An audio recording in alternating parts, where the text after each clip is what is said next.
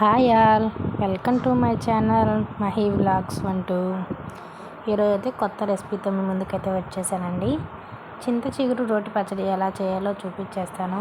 నోటికి ఎంతో రుచిగా, కమ్మగా, పుల్ల పుల్లగా, బాగా జ్వరం ఉన్నప్పుడు అలా నోటి తినబుద్ధి కానప్పుడు తినడానికి చాలా ఈజీగా బాగుంటుందండి. ఈ చట్నీ ఎలా చేసుకోవాలో ప్రాసెస్లోకి అయితే వెళ్ళిపోదాం, చూసేయండి. ఈ చట్నీ కోసం ముందుగా తీసుకోవాల్సినవి వేరుశనగపప్పులు, కరివేపాకు, ఎండుమిర్చి, వెల్లుల్లి, ఉల్లిపాయలు, చింత చిగురు, జీలకర్ర, ధనియాలు, మినపగుళ్ళు. ముందుగా స్టవ్ ఆన్ చేసుకొని కడాయి పెట్టుకొని ఎండుమిర్చిని అయితే కొద్దిగా ఆయిల్ వేసుకొని ఫ్రై చేసి పక్కన పెట్టుకోవాలి, మాడిపోకుండా. అదే కడాయిలో కొద్దిగా వేరుశనగ గుండు తీసుకున్నాం కదా, పిరికిడి వేరుశనగ గుండు కానీ తీసుకొని సిమ్లో పెట్టుకొని బాగా పొట్టుపోయే వరకు పప్పులను అయితే వేయించాలి. పప్పులు వేగిన తర్వాత తీసి ఒక పక్కన పెట్టుకోవాలి.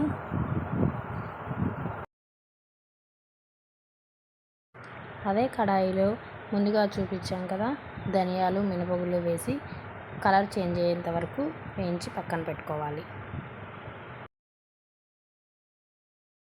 1 టేబుల్ స్పూన్ జీలకర్ర కూడా కొద్దిగా మాడిపోకుండా ఫ్రై చేసి పక్కన పెట్టుకోవాలి.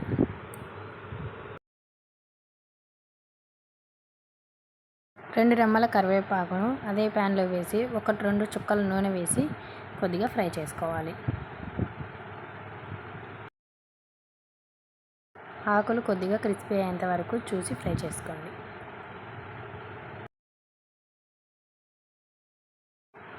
చింత చిగురు, ముందుగా తీసుకున్న చింత చిగురును ప్యాన్లో వేసి 1 గ్లాస్ వరకు వాటర్ పోసి మెత్తగా ఉడకనివ్వాలి. చింత చిగురు ఉడికిన తర్వాత వాటర్ అనేది పింక్ కలర్లోకి వస్తాయి. చింత చిగురు ఉడికిందో లేదో ఒకసారి గరిటెతో తీసుకొని కొద్దిగా చేతితో అలా నొక్కి చూస్తే ఉడికిందో లేదో అనేది తెలుస్తుంది. చూడండి, ఇదిగో నేను చూపిస్తున్నా కదా, ఇలా మనం ముందుగా వేయించి పెట్టుకున్నవన్నీ ఇలా మిక్సీ జార్లో తీసుకొని కొద్దిగా సాల్ట్ వేసుకొని కచ్చా పచ్చగా గ్రైండ్ చేసుకోండి. తర్వాత చింత చిగురు వేసుకొని గ్రైండ్ చేసుకోవాలి. వెల్లుల్లి అలాగే కొన్ని ఉల్లిపాయలు ముక్కలుగా వేసుకొని కచ్చా పచ్చగా గ్రైండ్ చేసుకొని తీసుకోవాలి. చింత చిగురులో వాటర్ ఉంటాయి కదా, ఆ వాటర్ యాడ్ చేసుకొని చట్నీ అయితే చేసుకోవచ్చు. ఒకవేళ తక్కువైతే కొద్దిగా హాట్ వాటర్ అయినా వేసుకోవచ్చు. ఫైనల్గా మన చింత చిగురు పచ్చడి అయితే రెడీ అయిపోయింది. ఇలాంటి పల్లెటూరి పచ్చళ్ళ కోసం మన ఛానల్ అయితే సబ్స్క్రైబ్ చేయండి.